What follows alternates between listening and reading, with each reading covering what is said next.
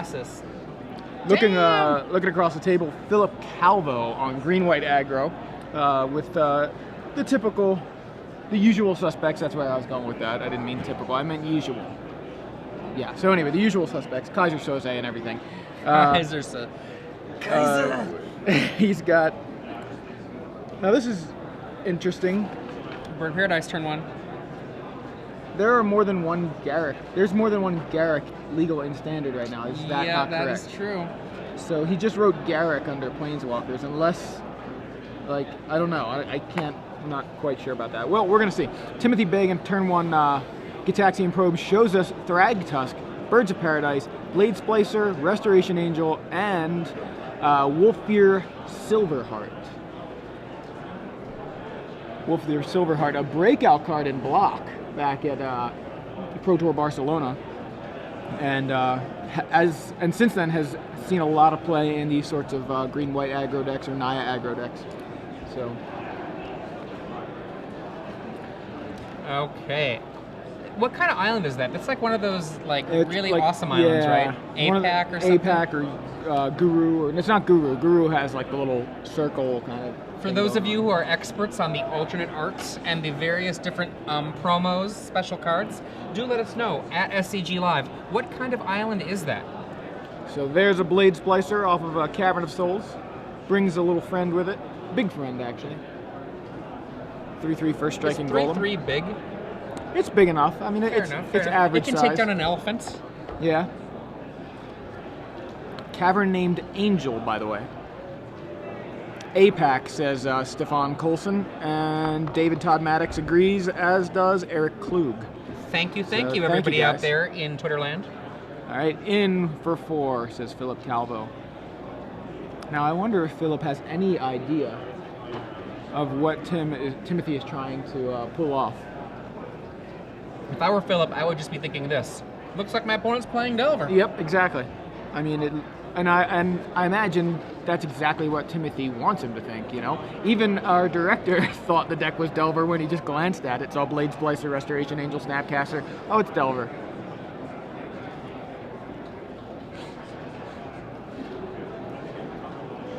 So we have a misstep on a Birds of Paradise from Timothy and a Blade Splicer of Zone. So Philip says, okay, you're Blade Splicer, Delver. Okay, got it.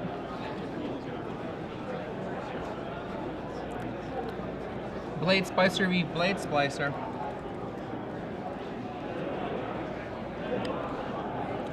It's actually pretty impressive if you think about it, that a golem could take down an elephant and not even be hurt.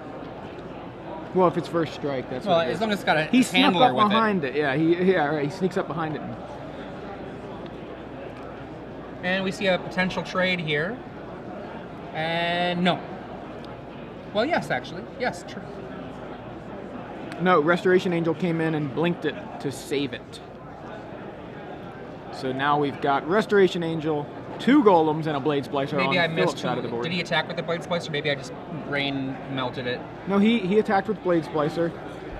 Timothy declared blockers, and then Restoration Angel. So he got it in 3 damage there for funsies. Yeah, exactly. Got it. I just missaw the attack. Gotcha. It's all good. Oh, Doctor. Is that 4 mana I see? It could be 4 mana in Timothy's, or Timothy has access to 4 mana. Could potentially, is he tapping it down? Could is he potentially going for shape it? anew into a Blightsteel Colossus here. Now the danger, of course, is his opponent potentially doing Metamorph. That is quite the threat. So interesting cards in this list: Blightsteel Colossus, 4 copies of Shape Anew, 1 Twisted Image, a card I haven't seen in a while. Twisted Image is like a real surprise to me. It kills birds, but I'm not sure if it does very much else in the mainstream right now. Master's Call. Just 1 copy. 1 amass the components.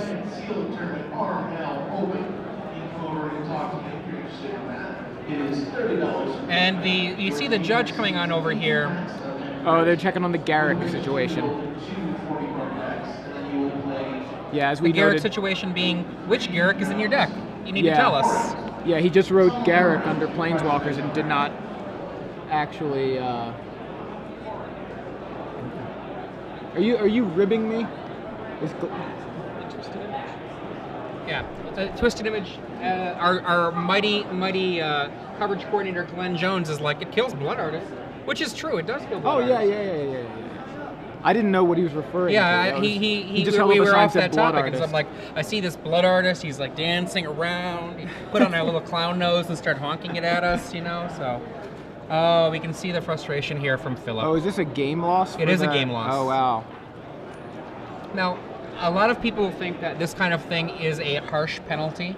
Now, one of the reasons that it is not necessarily very harsh is that you cannot know the intentions of the player involved. And sometimes with cards that have similar names, doing that lets you have a lot of versatility if you've been able to do any kind of scouting ahead.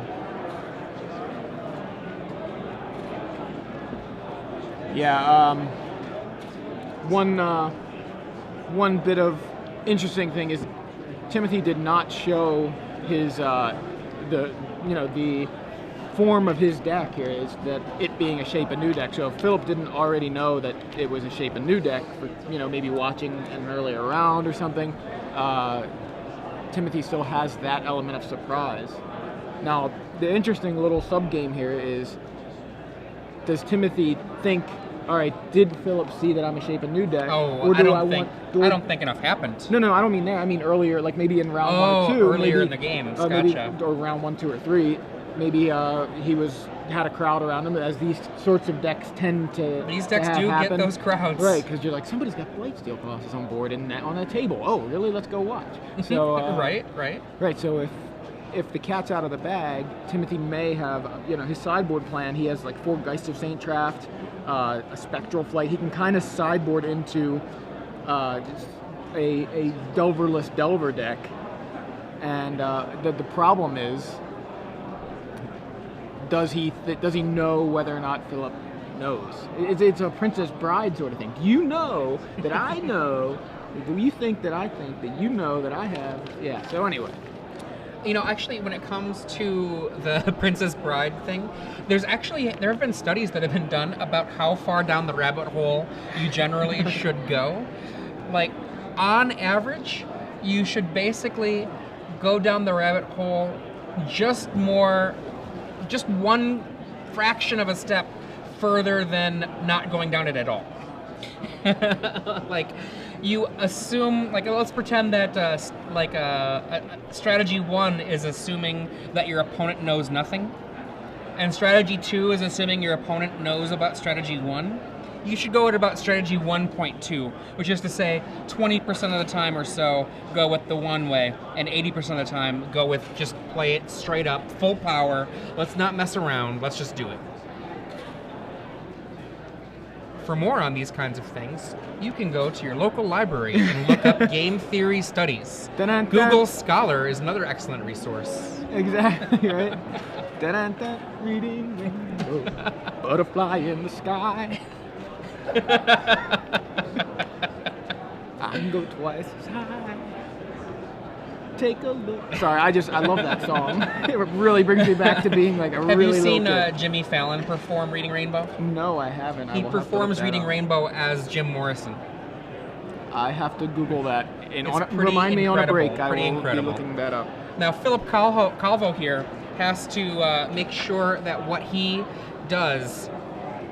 Here he is. He's playing against this deck. He doesn't realize it's Shape Anew, most likely. He has to make sure that with these next 2 games, since he has to win both of them, that he plays, I think, with his first game as tightly as possible. He can't mess up here. When you get essentially your opponent a game 1 bye, you just can't let that moment, that frustration, get inside your head and tilt you so that you just fall apart for the rest of it. It's too easy to just throw away a match after this because you're mad. You got to get yourself under control and step it up and bring it back to the game at hand. All that matters is you got to win the next 2, not what happened before. That's done. For those of you who are just joining us, I'm Adrian Sullivan, joined by Joey Pascoe. We are here at the Star City Games Open Series. It's SCG Live coming to you from Denver. And on the left, Philip Calvo, down a game after his deck list error. He misregistered his deck, essentially. He wrote down 2 Garrick on his deck list, and unfortunately, there is no card called Garrick. There is Garrick Relentless, Garrick Primal Wild. Hunter. Yeah, Primal Hunter.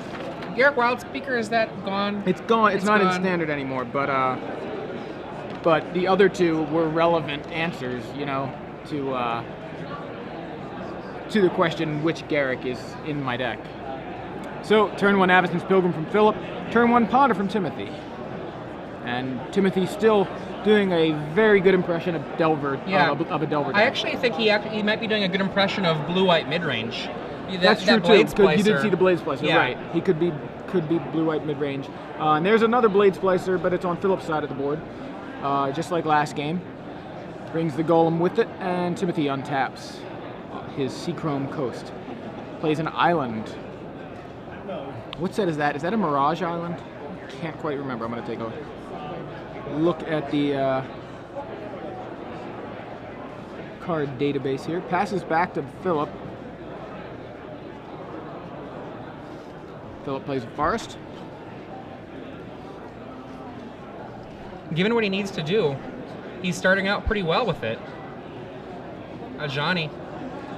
Yeah, that's pretty exciting. I love to see Ajani. And looks like, is he gonna... Look, he's making the Golem a little bigger. So we've got a 4/4 first strike coming to Rumble alongside its handler, as you called it, the Blade Splicer. And we've got a Dismember Yeah, for I the don't Golem. know how I feel about pumping up the Golem there. All the eggy eggs in a basket. I Yeah. would rather spread around the eggs.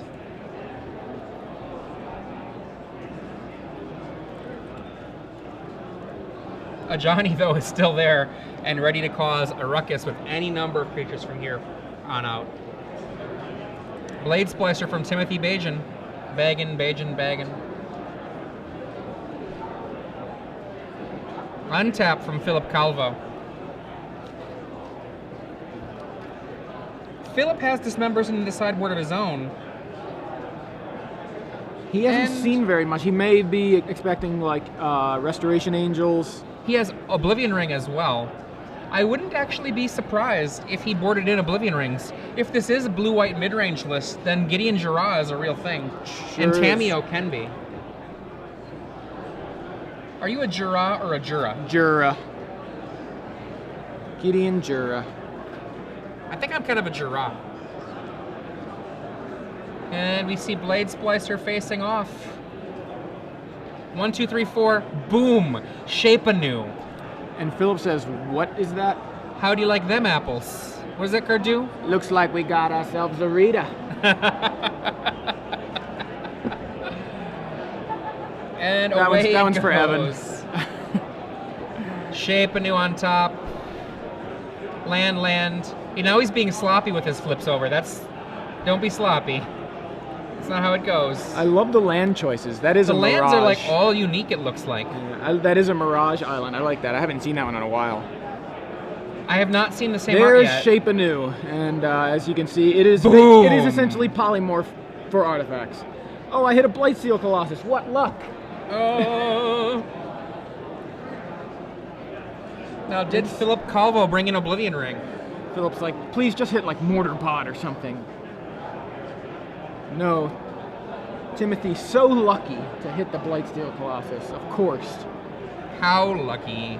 Cavern on something. Angel, perhaps. Likely. That was on Angel last game. I think I see a gut shot in his hand. Could be wrong.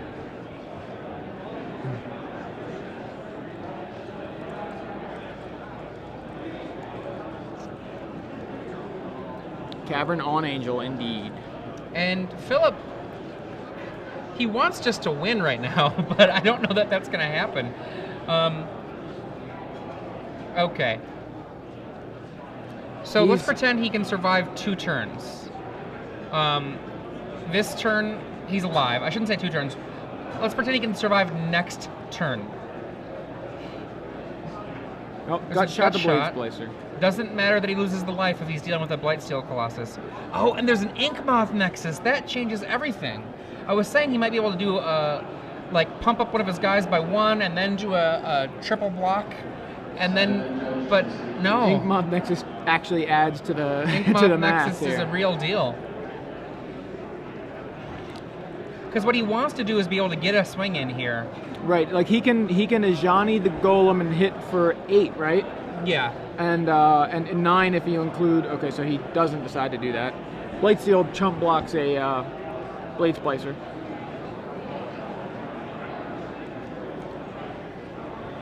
Yeah, see, I would have, I think, okay. Oh, what do we got there? Oh, wow, it's Sigarda, Host of Herons. Not a I did card not see I've that. seen off. No, I didn't see that even in the list. There it is. Yeah, I can obviously, now that I'm looking for it, it's right there. Sigarda, Host of Herons.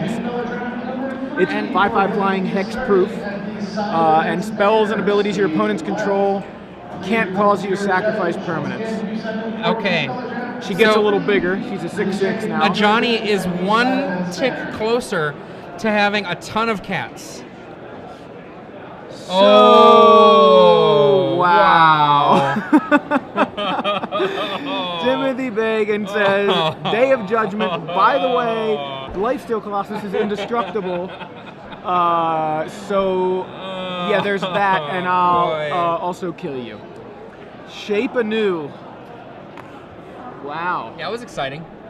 I'd like to thank Glenn Jones for finding and featuring that deck. Did you choose that one? Thanks, Glenn. Our coverage coordinator, Glenn Jones, He is with a smile, knocking them out of the Oh, park boy. today. Every round we've had an awesome deck. We saw Nico Bolas ultimated last round.